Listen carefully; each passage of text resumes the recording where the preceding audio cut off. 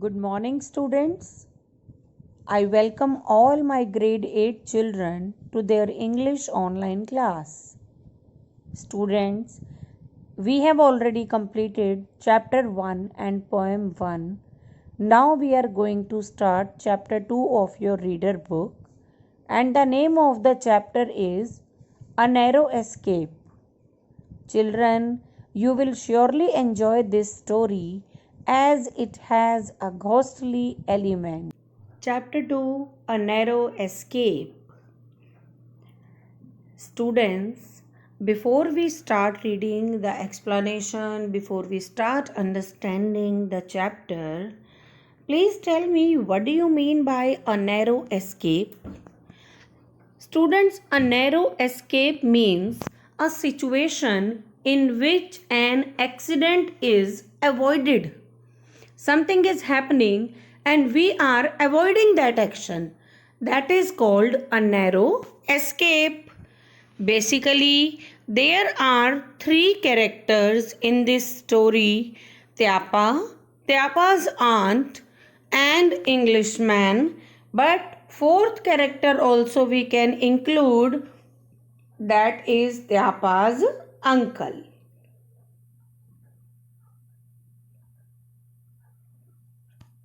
Let's begin the story. Read this story about a young man's strange experience in the hills. What is that experience? This happened a long time ago. I did write about it back then, but I have lost the pages.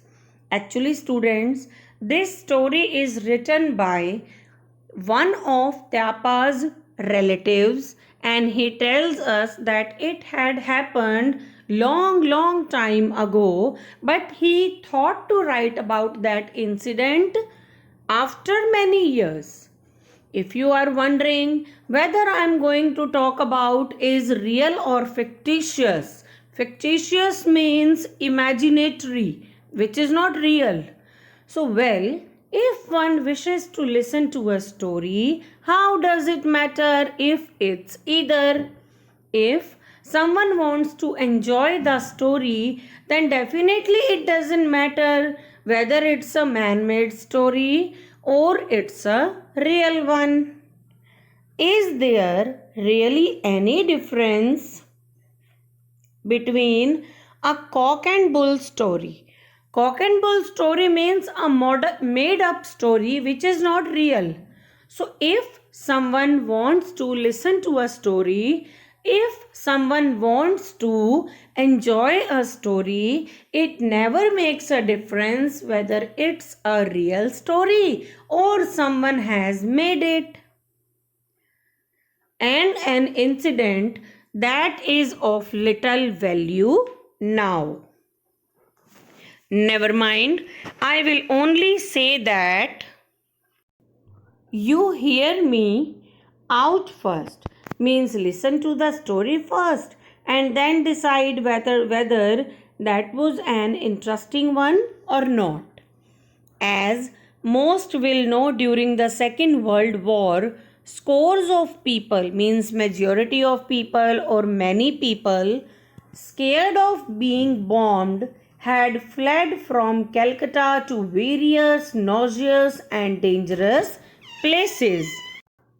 The narrator says that most of us know that during the Second World War, many people who were being scared, they were frightened that the place will be bombed, so they thought to fled from Calcutta to various nauseous and dangerous places. They wanted to leave that place so that their life would not be in danger. At that time, one of my uncle's families had been considering moving to Kurseong for a couple of months, so a small cottage at a reasonable rent was found in a healthy and beautiful place.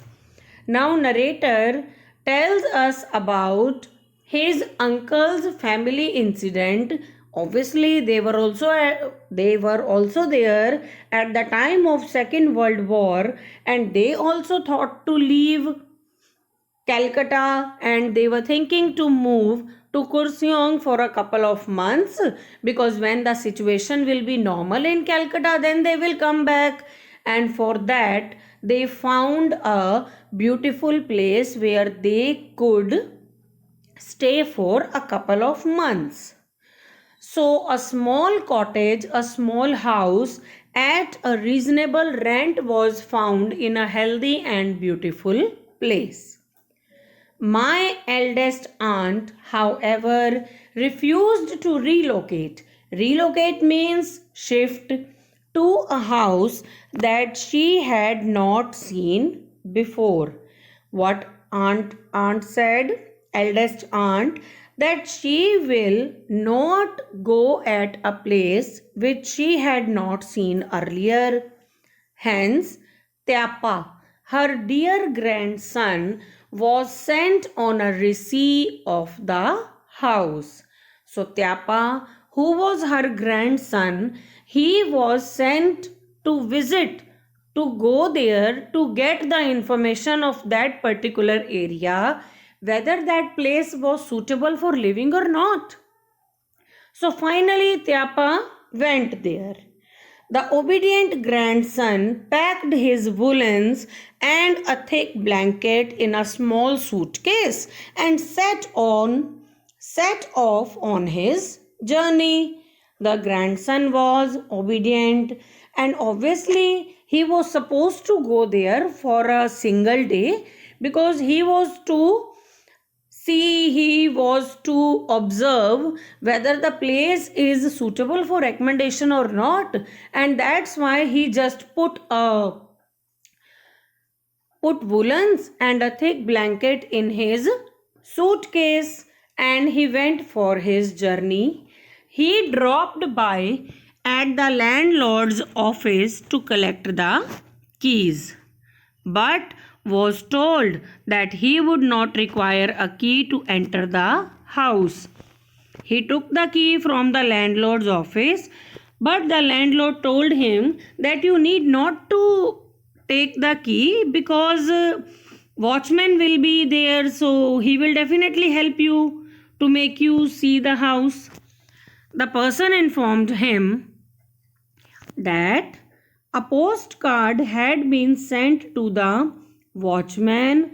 The mattresses, pillows, as well as utensils had been arranged. What the landlord says to Tyapa, that you need not to take the keys, because we have sent a postcard to the watchman, means about your arrival the watchman is already aware. Mattresses, pillows, utensils will be there and you can go and use them. He just had to meet the watchman upon his arrival in Kurseong. Rest everything is ready, you just go and meet watchman. The train chugged in on time. The train came on time, making regular sound. Tyapa got off the lugging his suitcase on his shoulder, and he took Bhau Hill Road to his destination. Finally, the train stopped at Kurseong. Tyapa took his luggage on his shoulder and started going towards his destination by taking Bhau Hill Road. The landscape was lovely with serpentine roads. On hilly areas, you also might have seen in TV or by having a real experience that always the roads are twisting. The same kinds of roads were there, and corner shops selling rice, lentils, potatoes, salt, and essential stationery. Along with the road, there were some shops of grocery as well as the shops of stationery. Halfway down was a small lane to the right. Finally, the turn came. Finally, he came in front of that lane which took a right turn. Tyapa took a turn and there stood before him an elegant picturesque house.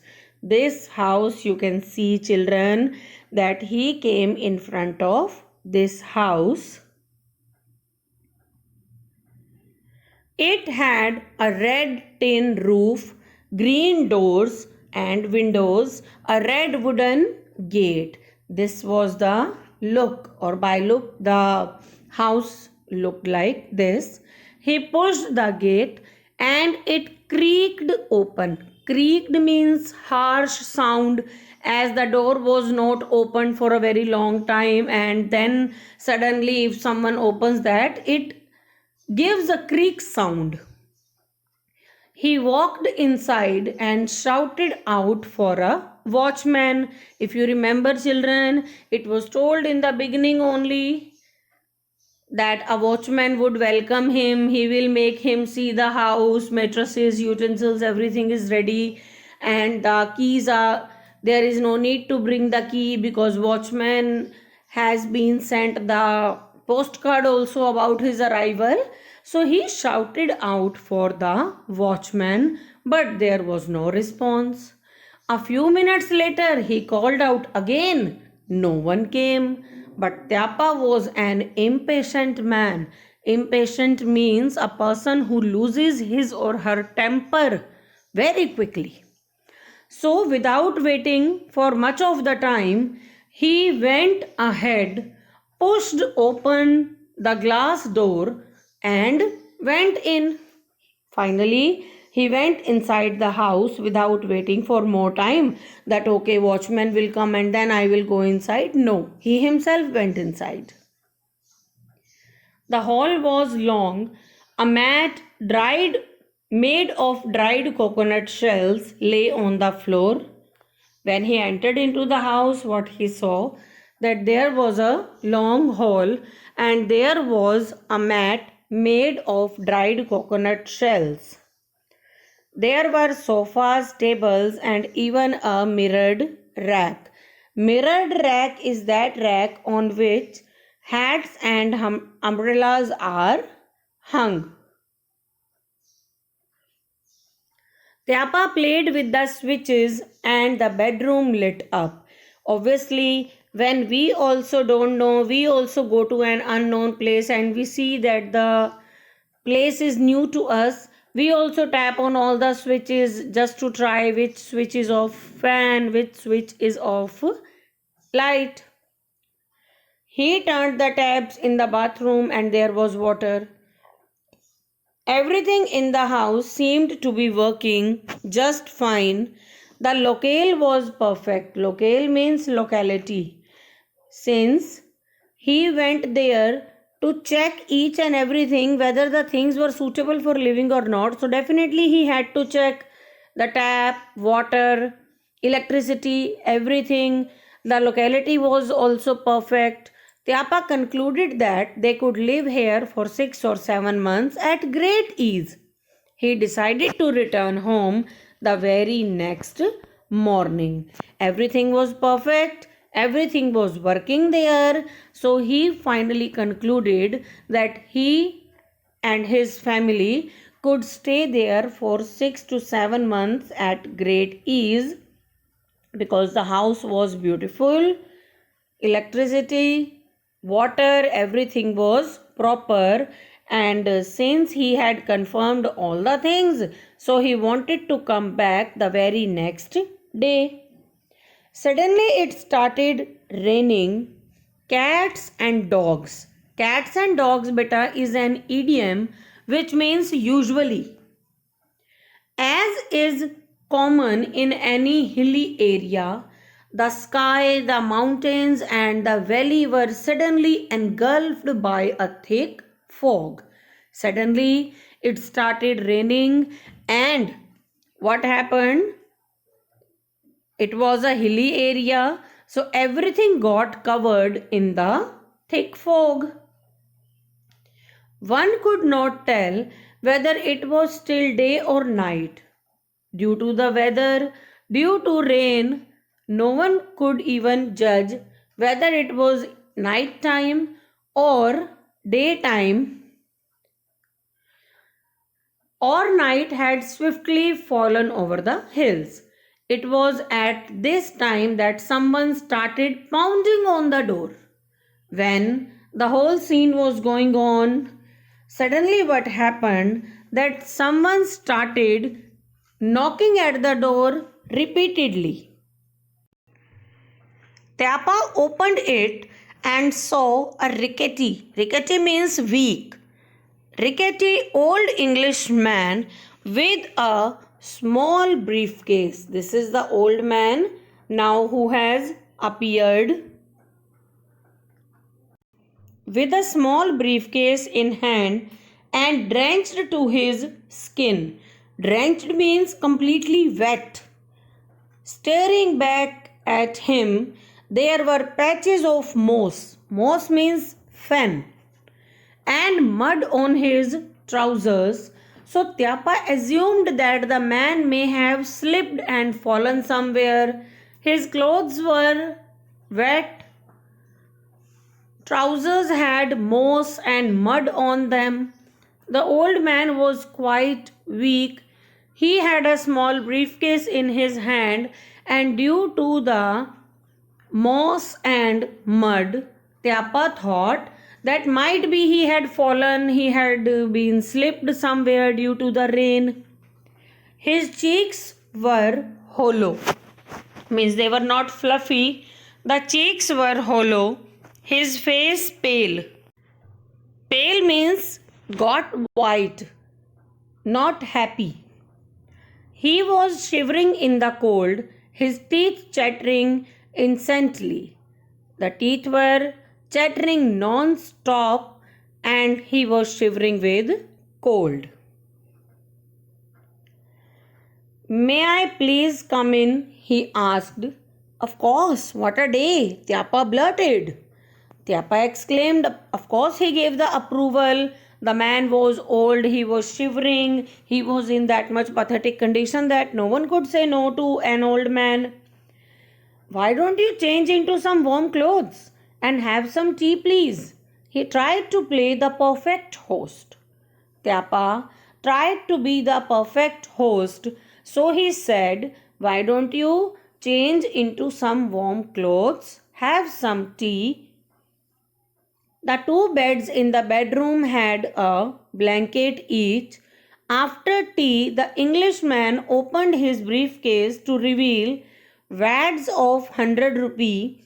Wads means roll, or we can say bundle.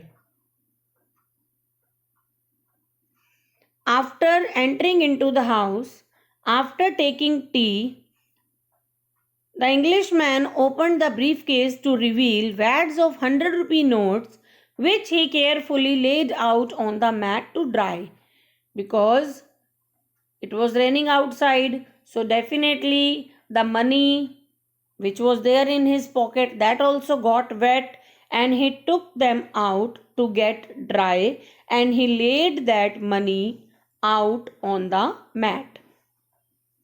Then he slipped into bed. Finally, he went to bed to sleep, but he kept shivering even with two blankets. The old man was shivering, although two blankets were there on him.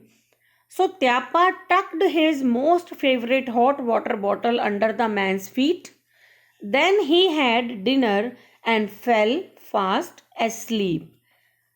Tyapa saw that the man was shivering, so he forcefully put his most favorite hot water bottle under the man's feet so that he will get warm, he will be warmed, and then he had dinner and fell fast asleep. The rain continued for 3 continuous days. The rain extended for 3 days, we can say, children. Tyapa went there to see the accommodation and he wanted to return back after one day only, means next morning. But the rain continued for 3 continuous days, and there was obviously no surprise that they were lacking in food also. Tyapa searched the kitchen and located a small Primus stove. Primus stove means a small movable stove. So he located, first of all, he found the kitchen, and then he located a small movable stove and a torn umbrella. He ran to the corner shops. Those shops, if you remember, I told you while explaining that there were shops of grocery and stationery alongside the road. So he went to those roads and he brought rice, lentils, potatoes, onion, and a bottle of oil because he wanted to cook the food. He had to stay there for 3 days. However, trying to light the stove was another matter. Obviously, he didn't know how to lighten the stove, so he would have surely burnt the house down had not the Englishman come running and adjusted the flame. Tyapa did not know how to burn the stove, how to light the stove. He would have surely burnt the entire house if on time Englishman did not come running and adjusted the flame. Tyapa's visitor was very affable. Affable means friendly. He had high fever yet refused to have anything but tea only with condensed milk. Although Tyapa was a wee bit curious. Curious about what? Obviously, the money which the Englishman had. Tyapa wanted to talk about that money, but the Englishman consciously avoided talking about his bank notes. He simply stacked them back into the briefcase once they had dried. After making them dry, he simply packed up back into his bag. Beams of bright sunshine flooded the rooms on the third day. The sky was clear and blue. Finally, the day came when the rain stopped and the sky was clear and blue. Tyapa packed his bag, bid farewell to the Englishman, and left for the station. His work of examining the house was done. So finally, rain also stopped. So they said goodbye to each other and left for station. On his return to Calcutta, he was told that the family had decided to go to Ghatshila instead because he had taken too long to return. The family did not know that due to rain, Tyapa had to stay there for 3 days. So what they did, they thought to move to Ghatshila instead of Kurseong. His eldest aunt had already left for the place the previous day. The turn of events quite upset Tyapa. Tyapa was quite satisfied with the accommodation in Kurseong and he had to spend 3 days there. But when he came to know that the family had decided to go to Ghatshila instead of Kurseong, because of his late arrival, they thought that might be the things are not suitable or whatever the reason was. So they thought another decision and Tyapa got upset because of that. 15 years passed. How many years, children? 15 years passed and Tyapa was a family man now. Earlier he was only a grandson, but now he was a family man. Once deciding to visit Kurseong during the puja vacations, he looked up the same house again. Tyapa got a chance to go to the same house once again. It was available. This time he voluntarily undertook the responsibility of inspecting it. He wanted to see that house once again where he went 15 years back. Hence, on reaching the place, He deposited his suitcase with the station master and quickly walked up to the house. He planned to return that very evening. The same things are going to happen once again, because same thing was there 15 years back also. He wanted to return within a day or next morning, but was he able to return because of rain and that old Englishman? Let's see, children. He planned to return that very evening in the same way like he expected 15 years back. Every bit of this visit mirrored his previous one, because nothing was changed in last 15 years.